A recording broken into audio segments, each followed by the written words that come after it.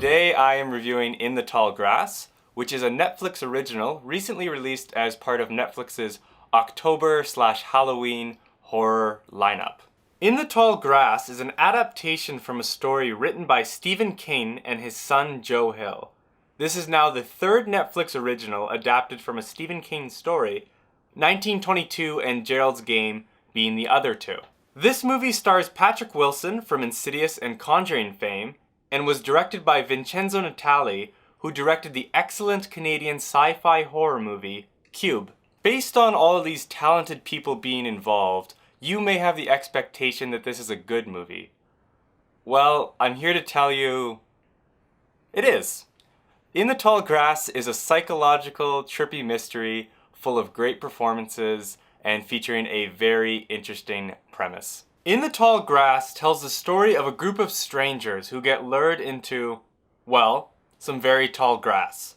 The catch is that this is not merely an unruly lawn, but rather this supernatural grass is impossible to navigate through, and perhaps impossible to escape from. There are a number of twists and turns as the mystery of the grass unfolds that I really enjoyed. I won't go into spoiler territory, but as the story progresses, you learn more about how the grass can manipulate the reality, the mythology of the area, and why these specific characters are in the grass.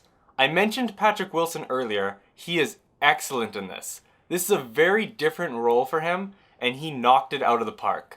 The rest of the cast are great as well. I specifically want to point out the child actor Will Bowie Jr. As you all know, a child actor's performance can often be the worst part of a horror movie. However, he was consistently solid in what was a very challenging role. I was impressed by director Vincenzo Natali's ability to keep a single location consistently engaging. This movie is full of striking and horrific imagery and creative camera work. I was constantly interested in what I was seeing on screen. I wish I was able to watch In the Tall Grass in theaters, as the sound design was a major strength of this movie. Similar to a movie like A Quiet Place, sound plays a key role in the story, as characters are attempting to locate each other.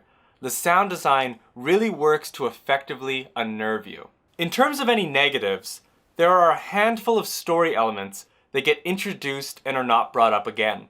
Personally, I like that things were intentionally ambiguous, and I didn't feel that I needed to understand every bit of backstory.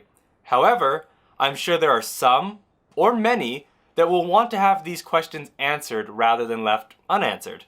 It's kind of like the TV show Lost. I could certainly understand viewers being upset by a lack of answers here. As well, the Stephen King story this is adapted from was only a short story in a magazine. So at times, the story did feel pretty